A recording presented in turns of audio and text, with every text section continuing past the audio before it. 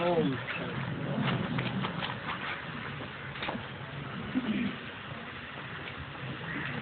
आज का रात्रि क्लास है 22 जुलाई 1968।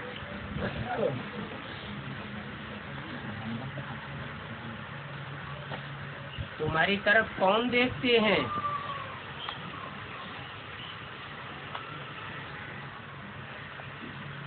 पूछा।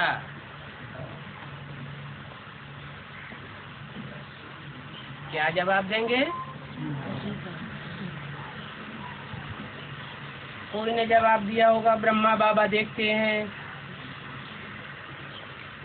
कोई ने जवाब दिया शिव बाबा देखते हैं।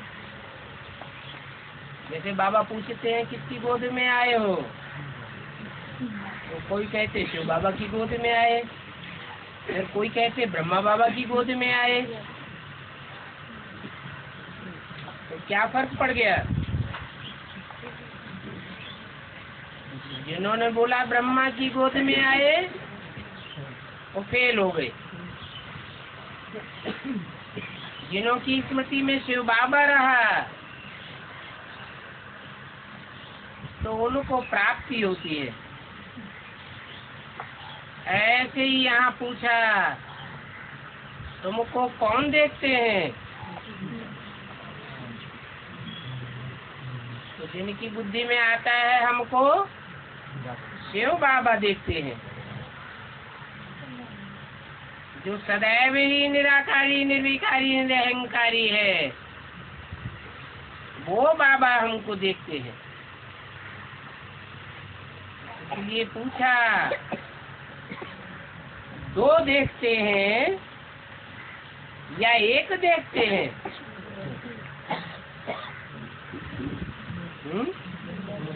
देखने वाले दो हैं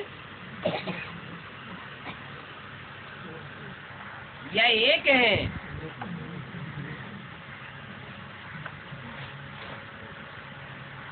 जिनकी बुद्धि में बैठा हुआ है कि हमको एक शिव बाबा देखते हैं, एक शिव बाबा दूसरा न कोई, तो फुल पास। अगर किसी की बुद्धि में है हमको प्रजापिता भी देखता है,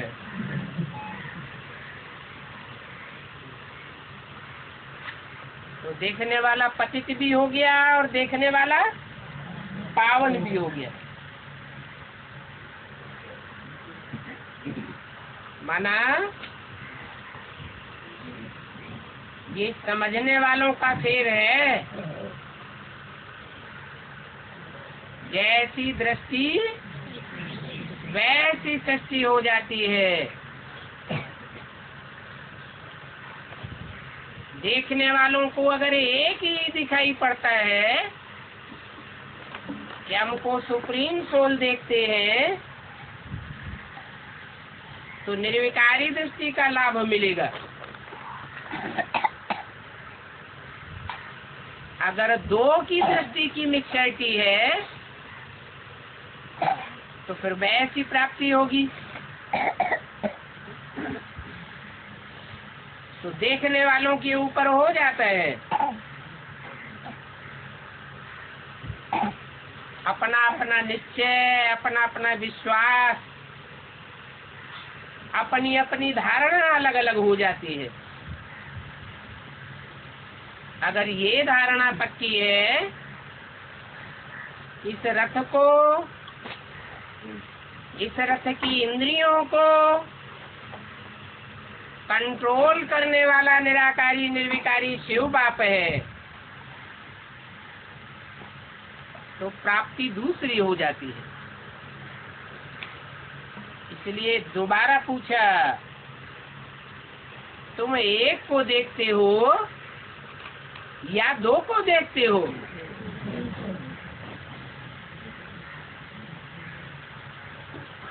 जो समझते हैं एक को देखते हैं वो हाथ उठाए। ठीक। और जो समझते हैं कि दो को देखते हैं वो हाथ उठाए। बहुत चालाक है।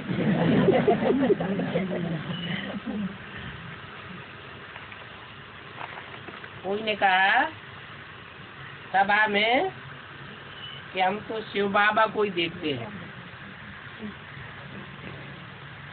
और कोई को नहीं देखते हैं।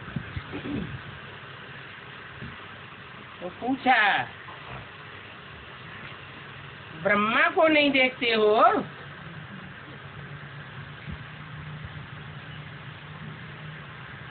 क्यों नहीं समझते हो?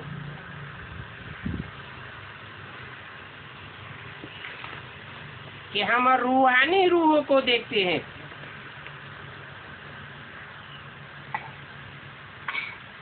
देखने वाले दो हैं, जो जिस्मानी बाप है वो सारे जिस्म को देखते हैं और रूहानी बाप सिर्फ रूह को देखते हैं।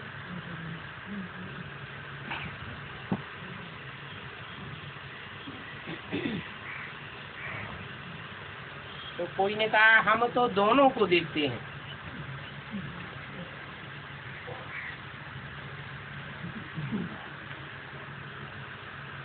रूहानी दृष्टि से देखते हैं,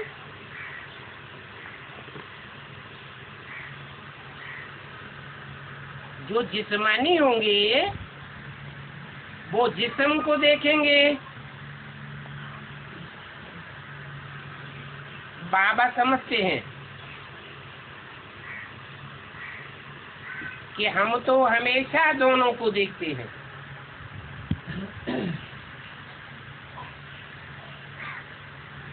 हाँ, उस बाप में ताकत जाती है।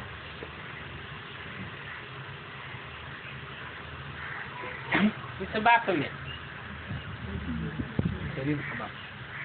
शरीर के बाप में ताकत जाती है।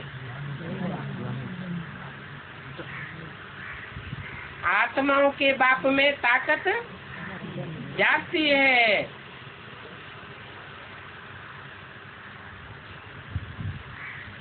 क्योंकि आत्मा ही पावरफुल है। जिस्म को पावरफुल नहीं कहेंगे, बल्कि जिस्म 5 तत्वों से बनता है और 5 तत्व भी जब तमो प्रधान बनते हैं अति में, तो सारी दुनिया खलास हो जाती है। फिर भी 5 तत्वों को भी सतो प्रधान बनना पड़ता है।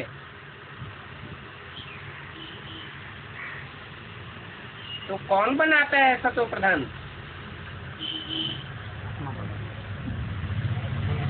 शिव बाप तो आत्माओं का बाप है।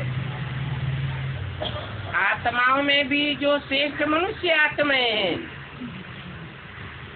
उन मनुष्य आत्माओं में मन बुद्धि की शक्ति विशेष है। उनको ज्ञान दे करके पावरफुल बनाता है। और जो मन बुद्धि वाली आत्माएं हैं, वो मनुष्य आत्माएं मन बुद्धि की संगठित पावर से प्रकृति के 5 तत्वों को सतो प्रधान बनाई लेती है। चाहे वो 5 तत्व कितने भी तमो प्रधान रूप धारण कर लें, तो भी जो सात्विक स्टेज पकड़ने वाली 84 जन्म लेने वाली पावरफुल मनुष्य आत्माएं हैं,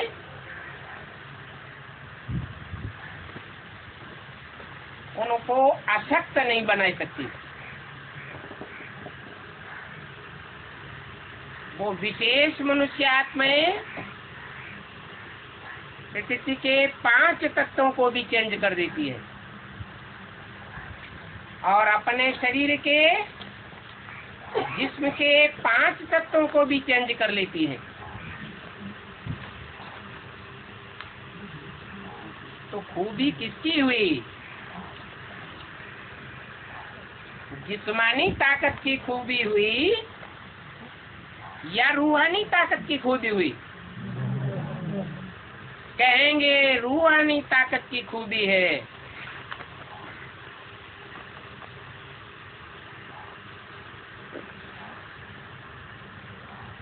रूह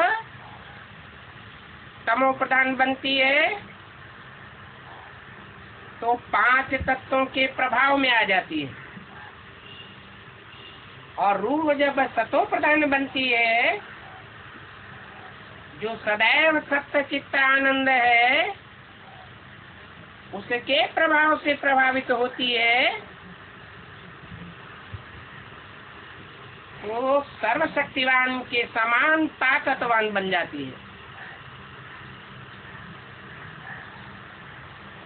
बाप दादा 2 बातें करती हैं।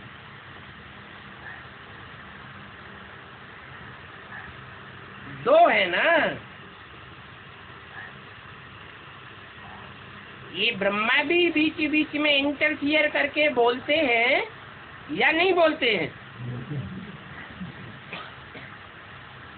तो बाप दादा 2 आत्माएं हैं, इसलिए 2 बातें हो जाती हैं। तो एक बोलते हैं या 2 बोलते हैं? इंटरफियर करके बोलते हैं दादा, तो 2 आत्माएं हो गई ना बोलने वाली। तो बोलने वाली 2 आत्माएं हैं, तो देखने वाली 2 आत्माएं नहीं है क्या? है? लेकिन ग्रहण करने वालों के ऊपर सारा मदार आ जाता है। बल देखते 2 हैं, बोलते 2 हैं, लेकिन ग्रहण शक्ति जिनमें है, जिनकी बुद्धि में पक्का ज्ञान बैठा हुआ है, वो सुप्रीम रूह को देखेंगे, सुप्रीम रूह को सुनेंगे। एक से सुनेंगे तो अब बेविचारी ज्ञान होगा, और 2 से सुना तो बेविचारी ज्ञान हो जाता है। जैसे शिव बाबा ब्रह्मा के मुख से डायरेक्शन देते, बच्चे शादी बर्बादी, और बाद में ब्रह्मा बाबा के सामने कई बच्चे पहुंचे, बाबा परिवार में ये परेशानी है, वो परेशानी है, हमको भी तंग करते हैं, उसको भी तंग करते हैं, या तो हमारा गांधर्व विवाह करा दिया जाए, या तो हमें शादी करने की परमिशन दीजिए। इतनी कठिनाई हम नहीं झेल सकते। तो ब्रह्मा बाबा का दिल द्रवित हो जाता है, डायरेक्शन दे देते हैं, भले शादी करो।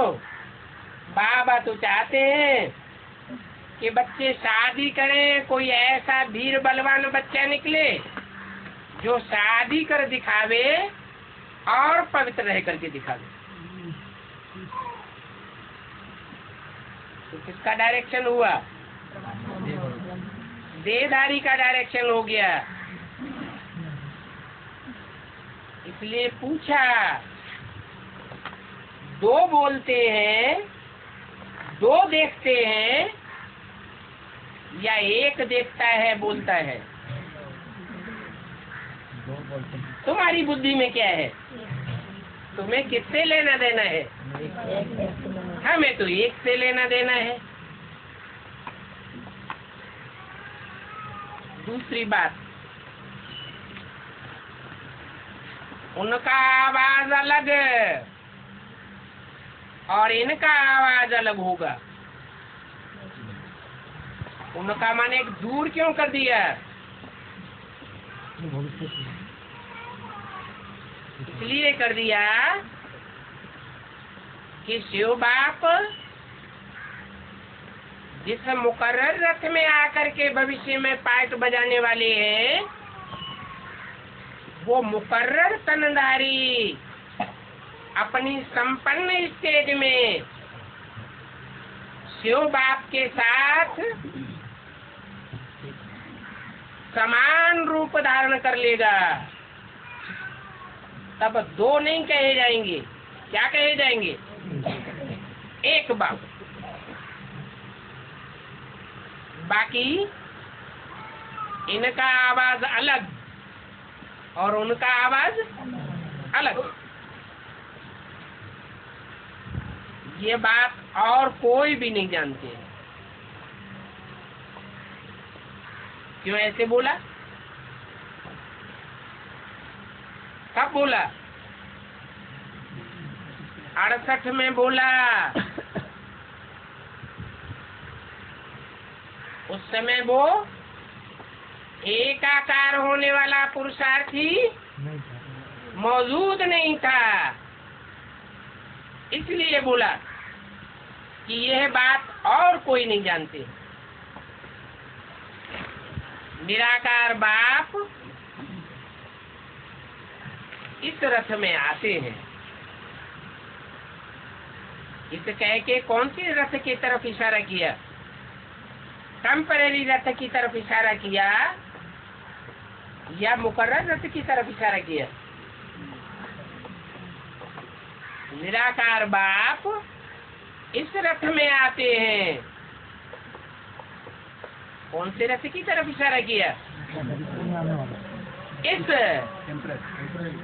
इस माने नजदीक है, जिसमें प्रवेश करके उस समय वाणी चला रहे थे, इसलिए बोला इस। या उनके लिए बोलते हैं इनका, इसका। और जो भविष्य में पाठ बजने वाला है उसके लिए बोलते हैं उस, उनका। तो देखो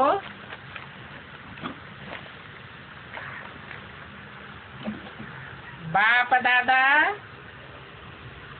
दोनों की ये आंखें हैं, ऐसे नजदीक हैं, तब भी दादा को बाप को याद करना है, नहीं तो दादा का भी निस्तार नहीं होगा। दादा कौन है? दादा लेकर आज ब्रह्मा। उनको भी किसको याद करना है? शिव बाबा को, उनको याद करना है,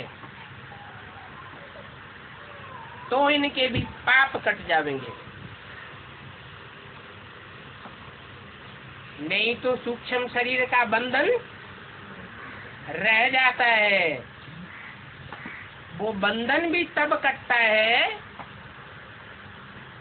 जब साकार में निराकार बाप को याद करते हैं। तो देखो घड़ी घड़ी ये भी भूल जाते हैं। अगर ये याद रहे कि हम दोनों ही बच्चों को देखते हैं, तो सदैव याद रहे तो बहुत अच्छा। परंतु ये याद सदैव रह नहीं सकती। क्यों नहीं रह सकती? क्योंकि दादा की आत्मा और शिव की आत्मा, अर्थात ब्रह्मा की आत्मा और शिव की आत्मा दोनों मिलकर के कभी भी एकाकार नहीं हो सकती। इसलिए तुम बच्चों को या इस ब्रह्मा को भी माया भुलाती रहती है। माया सिर्फ याद की यात्रा में विघ्न डालती है।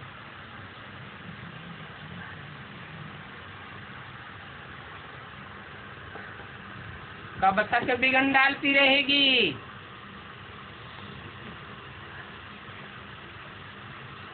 है?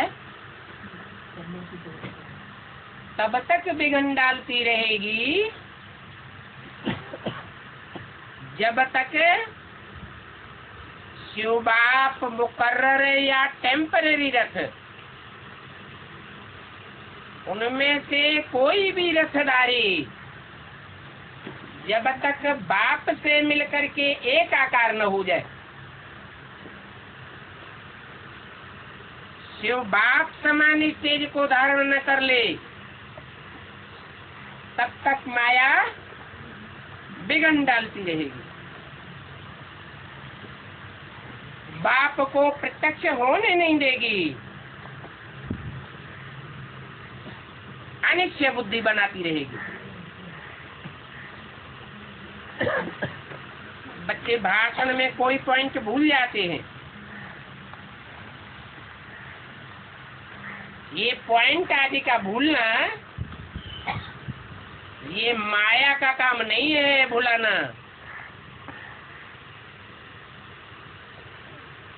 वास्तव में तुम खुद भूल जाते हो। माया बाप की याद भुलाती है, सिर्फ बाप की याद भुलाती है, ज्ञान नहीं भुलाती है। ज्ञान की बातों को तुम खुद भूल जाते हो। और माया किसको भुलाती है? बाप की याद भुलाती है। बाबा, ज्ञान भूल जाने का कारण क्या है? आत्मा की कमजोरी, विस्मृति। आत्मा में विस्मृति तभी आती है जबकि इम्प्योरिटी होती है। इम्प्योरिटी तभी आती है जब मिक्सचरिटी होती है। 63 जन्म की मिक्सचरिटी भरी हुई है, जन्म जन्मांतर की। कितनों कितनों का संग किया है, कितनों की याद आती रहती है। तो कहेंगे माया अनेक रूप धारण करके आती है।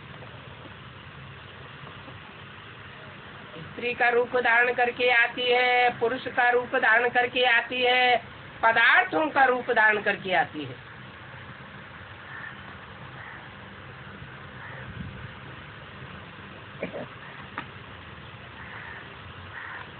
तो बाप देखते हैं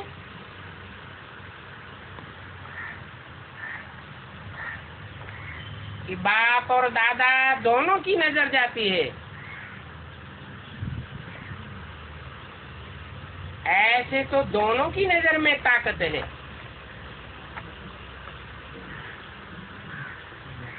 ऐसे नहीं कि इस ब्रह्मा की नजर में ताकत नहीं है।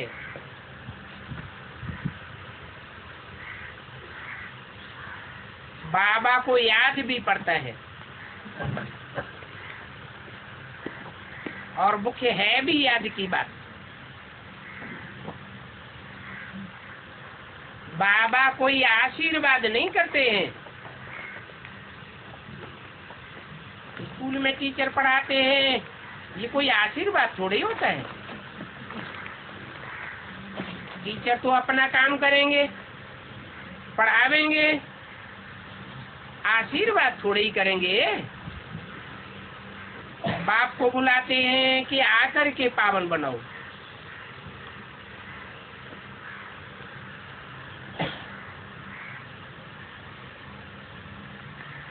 ऐसे क्यों कहते कि आकर के पावन बनाओ?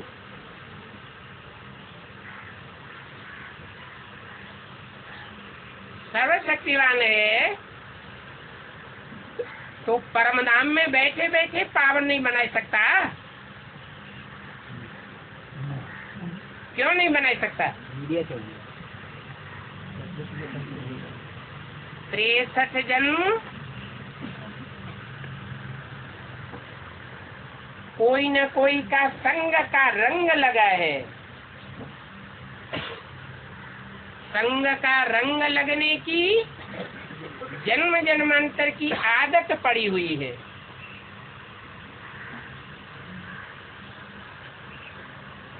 प्रैक्टाइज्ड हुए पड़े हैं। तो पावन बनने के लिए साकार जरूर चाहिए। इसलिए बोला भक्ति मार्ग में जन्म जन्मांतर बोला, आकर के पावन बनाओ। ऐसे नहीं कि सृष्टि का विनाश हो जाए, सब आत्माएं परम धाम चली जाएं, फिर वहां बाप के साथ बैठ करके पावन बन करके वापस आ जाए। नहीं, संग का रंग जरूर लगता है। अच्छे संग का रंग या बुरे संग का रंग। अच्छे संग का रंग भी तब लगेगा जब साकार हो, और बुरे संगों का रंग भी तब अपना कार्य करता है जब साकार से संग हो। इसलिए बुलाते हैं कि आकर के पावन बनाओ। ऐसे भी नहीं कि ब्रह्मा के तन में आता हूँ, ज्ञान सुनाकर चला जाता हूँ और तुम बच्चे पावन बनते रहते हो। ब्रह्मा के तन में आने मात्र से पावन नहीं बनते हो।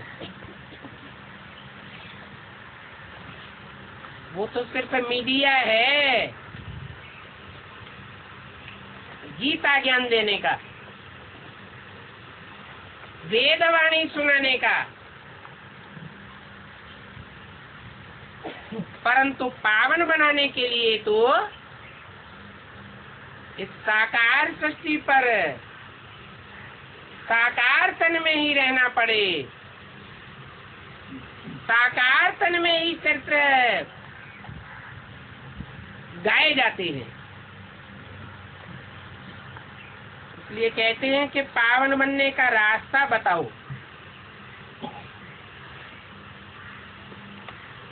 रास्ता भी साकार के द्वारा बताते हैं। तो जो रास्ता बताते हैं वो पुरुषार्थ करने में माया बिगड़ डालती है, हरा देती है। किसको हराती है? बच्चों को हराती है। बच्चों को याद भी नहीं करने देती और दैवी गुण भी धारण नहीं करने देती। कैसे भी करके दैवी गुण तो धारण करने ही है। इसके लिए एक दो के बीच आत्मिक स्थिति चाहिए, आत्मिक स्थिति का प्यार चाहिए। इसलिए दिखाते हैं कि जब वो प्यार पक्का हो जाता है तो शेर और बकरी भी एक घाट पानी पीते हैं।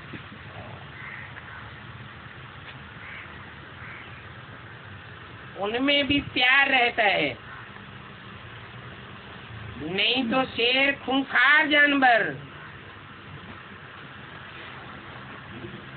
कहाँ शेर और कहाँ बकरी।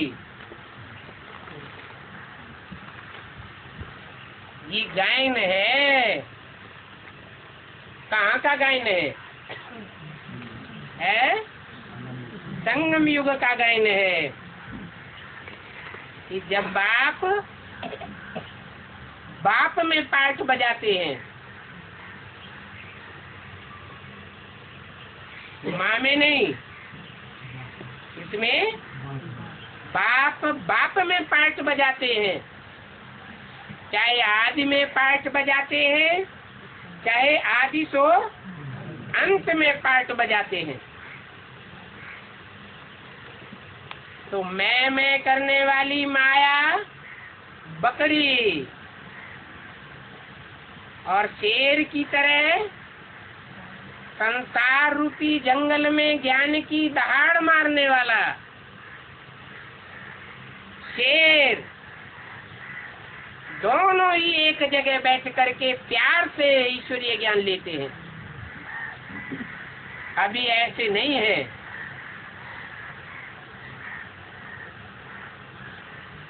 वहाँ स्वर्ग में तो शेर और बकरी होंगे ही नहीं,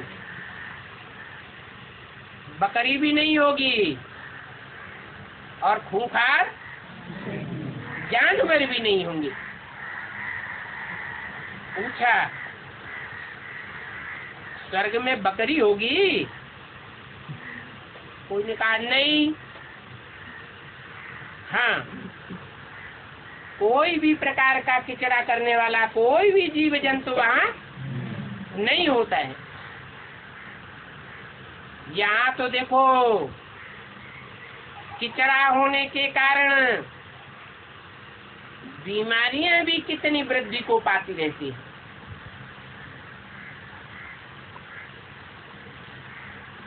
बीमारियां दुनिया में बढ़ रही है।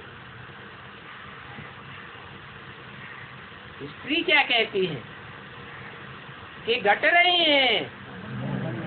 क्यों बढ़ रही है? बीमारियों के बढ़ने का कारण क्या है?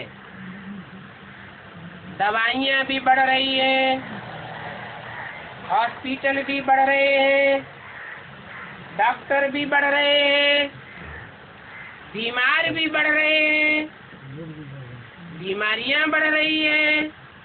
कारण क्या है?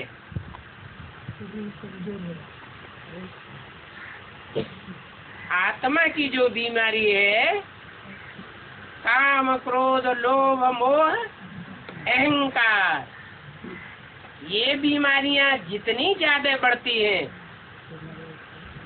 उतनी वो स्थूल बीमारियां भी बढ़ती जाती है। माना दुनिया जितनी पतित होती जाती है उतना ही बीमारियां बढ़ती जाती है। गंदी चीजें निकलती रहती है। अभी थोड़े वर्ष के अंदर देखो कैसी कैसी बीमारियां निकल पड़ी है।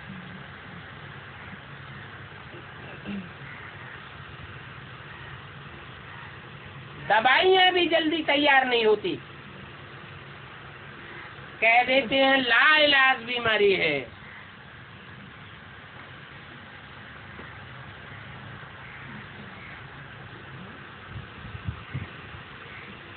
अब ऐसी तो कोई बीमारी होती नहीं जिसका इलाज न हो। कहेंगे ये तो बहुत बड़ी बीमारी है। परंतु इन बीमारियों में सबसे बड़ी बीमारी तो है काम और क्रोध है।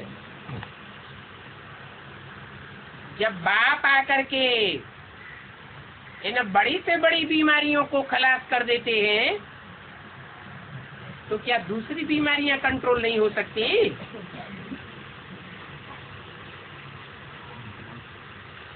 अच्छा, मीठे मीठे रूहानी सिकिल दे बच्चों को रूहानी बाप दादा का याद प्यार गुड नाइट। अगला रात्रि क्लास है 23 जुलाई 1968।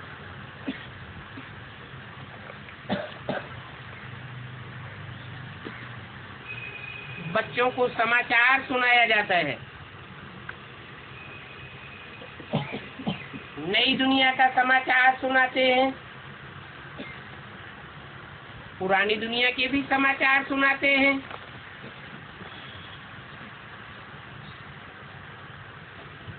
तो बच्चों को शौक बढ़ता जाता है।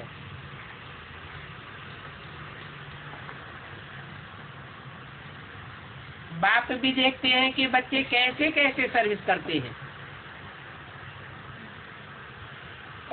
रूहानी सेवा तो करनी ही है। बाप तो आए ही हैं सभी रूहों की सर्विस करने के लिए और पतित से पावन बनने का रास्ता बताने के लिए। और बाप तो मुश्किल को सहज करने वाला है, तो बहुत सहज रास्ता बताते हैं।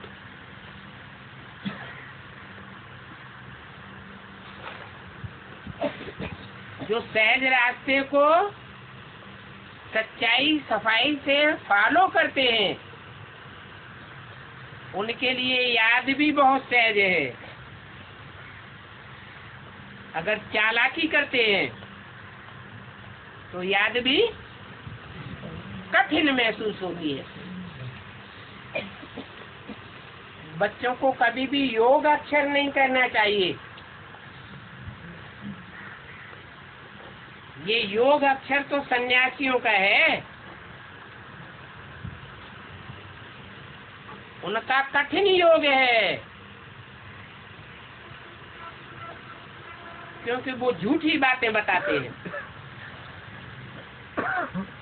न आत्मा के असली रूप को जानते हैं और न परमपिता परमात्मा के असली रूप को जानते हैं, इसलिए उनका योग कठिन है।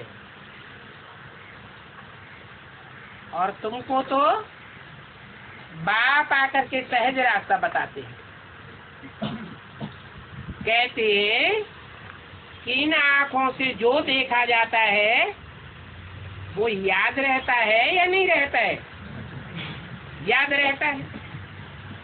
कानों से जो सुना जाता है वो याद रहता है या नहीं रहता है? याद रहता है। माँ बच्चे की तोतली तोतली बातें कानों से सुनती है, उसको बच्चे की याद सहज ही याद आती है या कठिन याद आती है?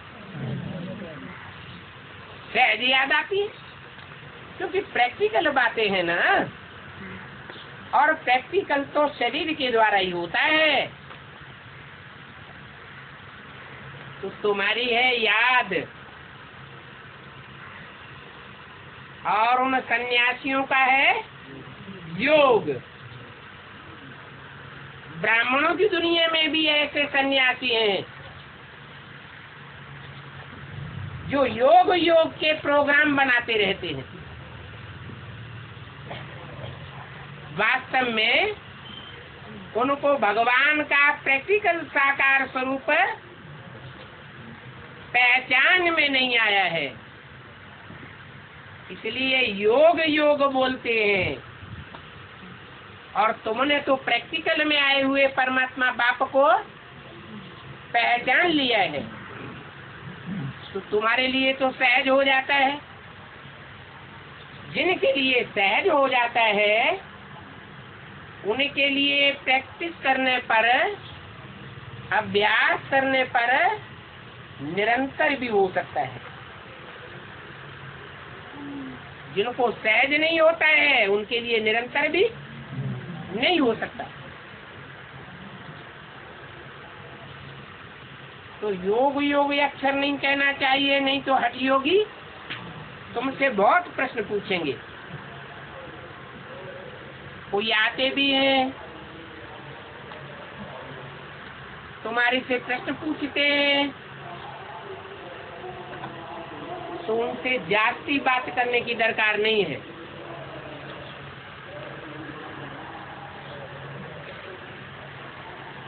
नामी ग्रामी से मालूम पड़ जाता है,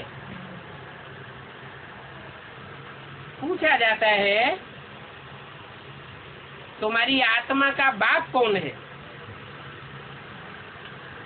तुम्हारे शरीर को जन्म देने वाला बाप तो है।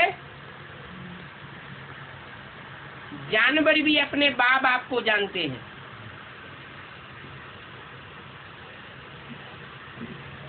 मनुष्य शरीर के बाप को जाने तो कोई बड़ी बात नहीं, परंतु आत्मा के बाप को जानना ये मनुष्यों का ही काम है, जानवरों का काम नहीं है।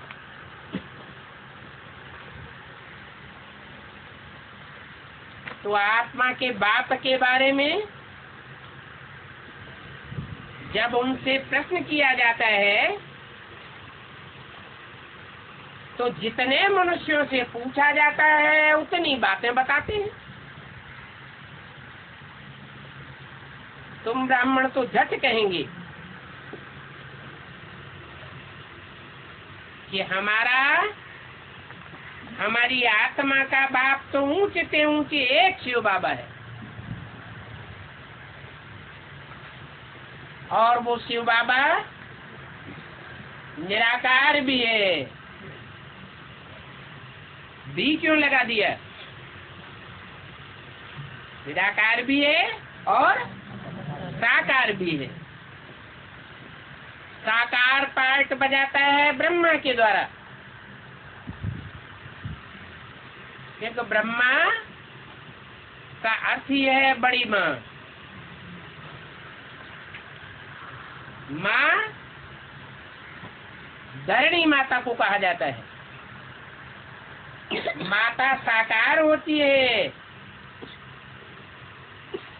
और उसमें जो बीज डाला जाता है वो निराकार होता है।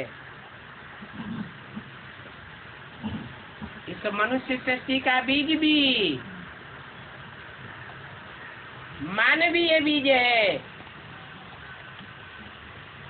और वो निराकारी स्टेज में झट स्थिर होने वाला है।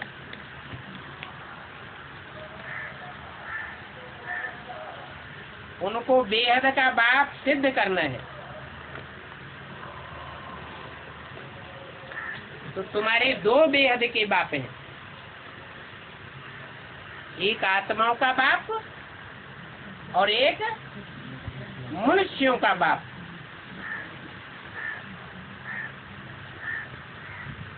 बेहद का वर्षा देने वाले बेहद के बाप हैं, और आत्माओं का बाप परम धाम का रहने वाला है। वो आते भी जरूर हैं। तो ये भी बात बतानी है कि उनके आने की यादगार शिवरात्रि मनाते हैं। भक्ति मार्ग में कहते हैं महाशिवरात्रि, मना बड़े से बड़ी रात्रि। रात्रि माने अंधकार। इतना ज्ञान का अंधकार और कभी सृष्टि पर नहीं होता। वो कौन सा टाइम है?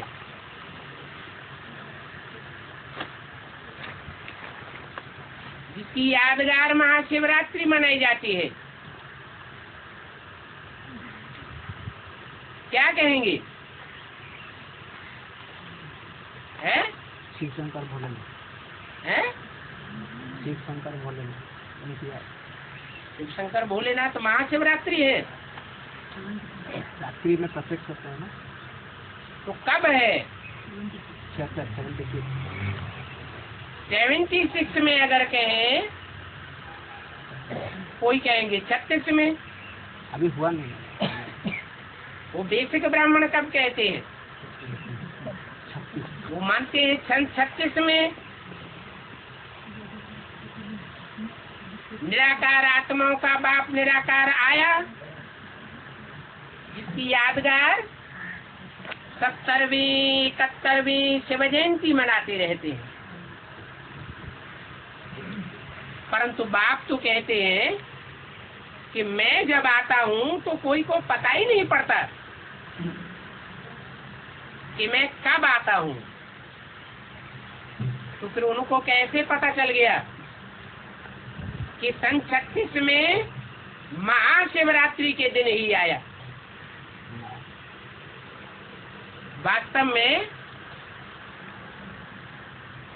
बच्चा जब जन्म लेता है तब कहा जाता है प्रत्यक्ष हुआ, जन्म लिया। और जब गर्भ में होता है तो जन्म लिया ये नहीं कह सकते।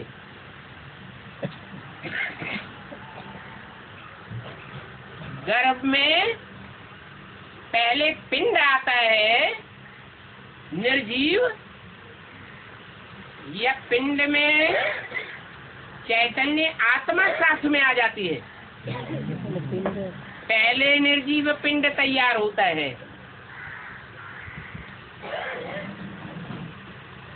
उसमें चैतन्यता नहीं होती है।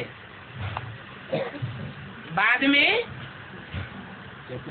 चैतन्य आत्मा प्रवेश करती है, तब चुर्र पुर्र होता है। वो आत्मा प्रवेश करने को भी जन्म नहीं कहा जाता।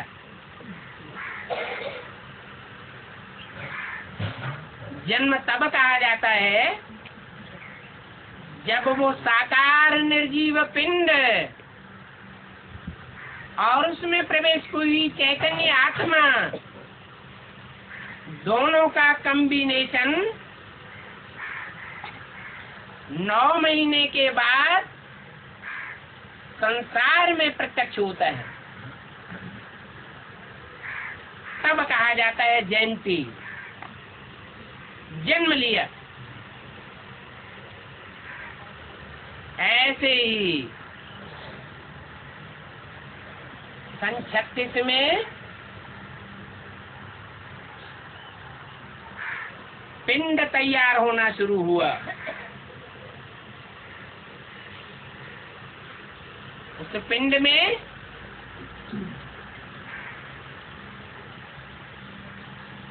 मनन चिंतन मंथन करने वाली आत्मा नहीं है, जड़त्वमयी पिंड है।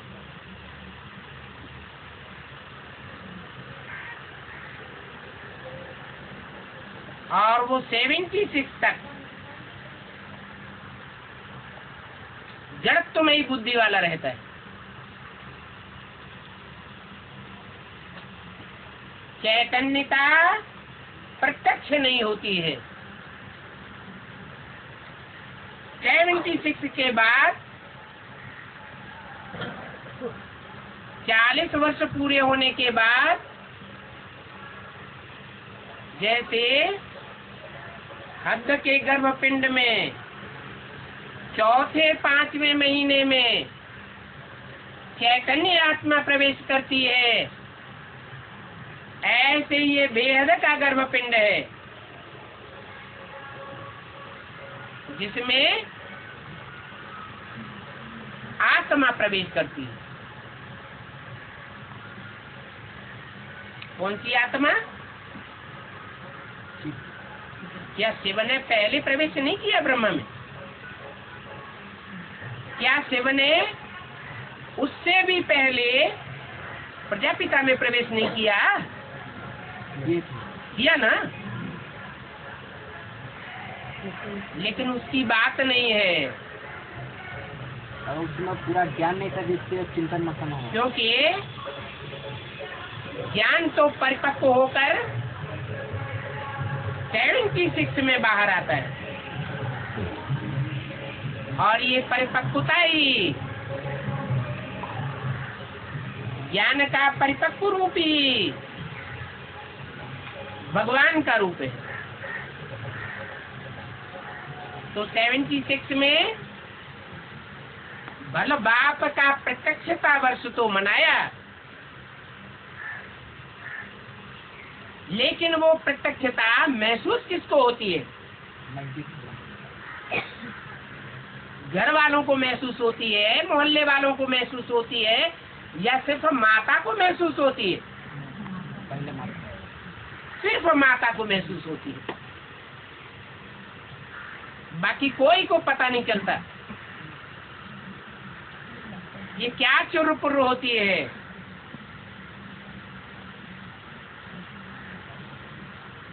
तो 76 को भी असल में बाप का प्रत्यक्षतावश्य नहीं कहेंगे।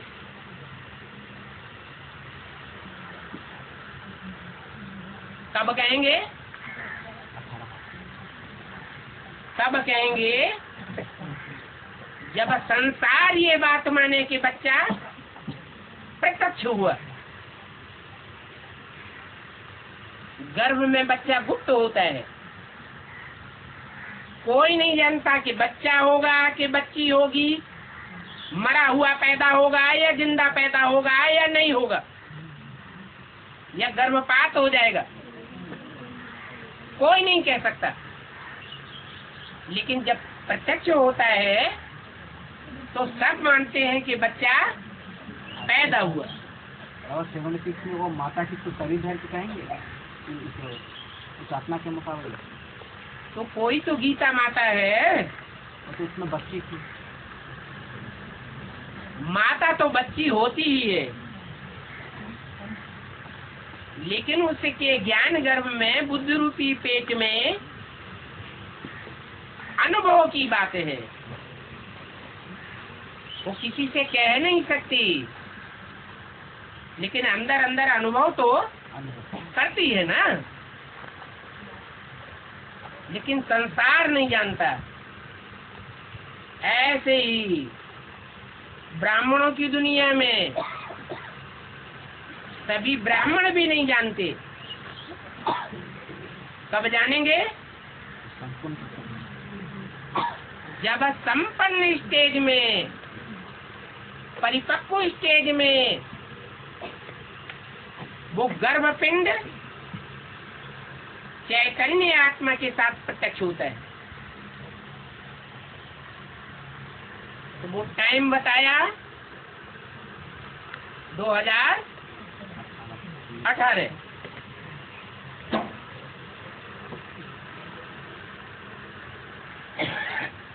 उस समय कहेंगे बाप का प्रत्यक्षता वर्ष, परंतु बाप का विरुद्ध है कि बाप अकेला प्रत्यक्ष नहीं होता। किसके द्वारा प्रत्यक्ष होता है? बाप बच्चे के द्वारा प्रत्यक्ष होता है। तो अव्वल नंबर का बच्चा कौन? मनुष्य सस्य रूपी वृक्ष का पहला पत्ता कौन? कृष्ण वाली आत्मा। तो कृष्ण वाली आत्मा परिपक्व स्टेज धारण करती है, और साथ में राम बाप भी अपने को प्रत्यक्ष करता है। इस तरह सुप्रीम सोल बाप की शिव जयंती मनाई जाती है। उसको शंकर जयंती नहीं कहा जाता, ब्रह्मा जयंती नहीं कहा जाता, विष्णु जयंती नहीं कहा जाता। क्या कहा जाता है? त्रिमूर्ति शिव जयंती। तीनों ही मूर्तियां प्रत्यक्ष रूप में संसार में प्रकट हो जाती। जिन तीन मूर्तियों के लिए हमारे झंडारोहण का ये गायन है, विजयी विश्व तिरंगा प्यारा।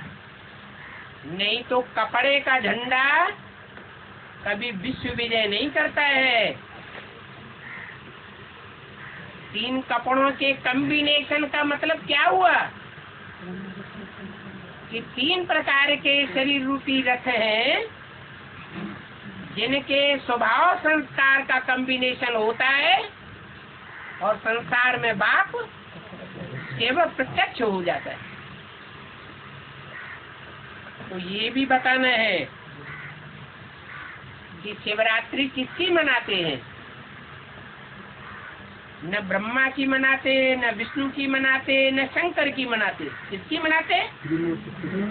त्रिमूर्ति शिव की शिव जयंती मनाते हैं। तो घोर अंधेरा होगा।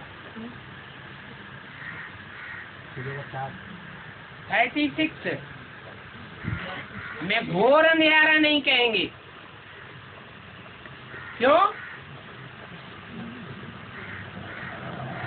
क्योंकि उस समय सिर्फ दुनिया वाले ही घोर अंधेरे में नहीं होते हैं, जो अपन को ब्राह्मण कहते हैं वो भी अंधेरे में तो होते हैं, लेकिन अनुभव नहीं करते। 76 में ब्राह्मणों की दुनिया वाले भी, जो खास खास बाप के बच्चे हैं ब्राह्मणों के बीच में, वो ये अनुभव करते हैं कि सारी ब्राह्मणों की दुनिया अंधेरे में पड़ी हुई है।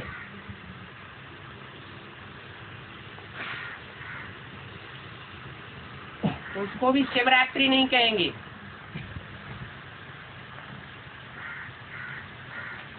शिवरात्रि तब कहेंगे जब दुनिया भी अंधेरे में हो, बेसिक ब्राह्मणों की दुनिया भी अंधेरे में हो और एडवांस पार्टी में भी एडवांस ब्राह्मणों की दुनिया भी अंधेरे में आ जाए। 7 तमो प्रधान हो जाते हैं। इतने तमो प्रधान हो जाते हैं कि सारी दुनिया में ढिंढोरा पीटने वाले कि भगवान आया हुआ है, पुरानी दुनिया का विनाश होने वाला है, नई दुनिया की स्थापना होने वाली है। ये विनाश का ढंढोरा पीटने वाले भी मस्त हो जाते हैं, कुछ विनाश नहीं होने वाला है।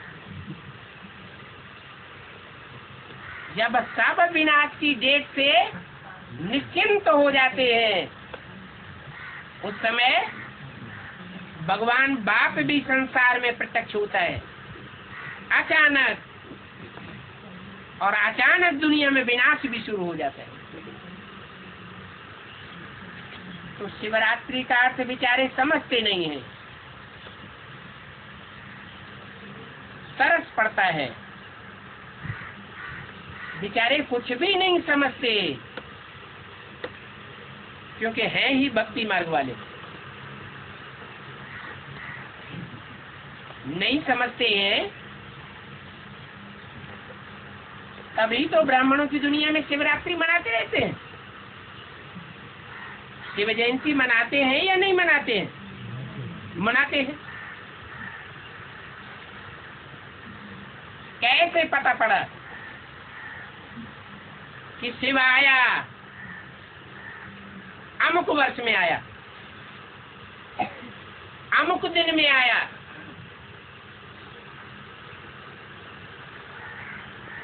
जैसे 2500 वर्ष से मनाते चले आ रहे हैं, उन्हीं की नकल करके मनाते हैं। बाकी प्रैक्टिकल में कोई अनुभव नहीं होता। अभी बाप ने समझाया है कि महाशिवरात्रि क्यों कहा जाता है। दुनिया वाले भी घोर अंधकार में होते हैं, ब्राह्मणों की दुनिया में जो कम अकल हैं, छोटे छोटे बच्चे हैं, वो भी अंधेरे में है, और जो अपन को होशियार एडवांस समझते हैं, वो भी अंधेरे में आ जाते हैं, तामसी स्टेज पकड़ लेते हैं। माना सारी दुनिया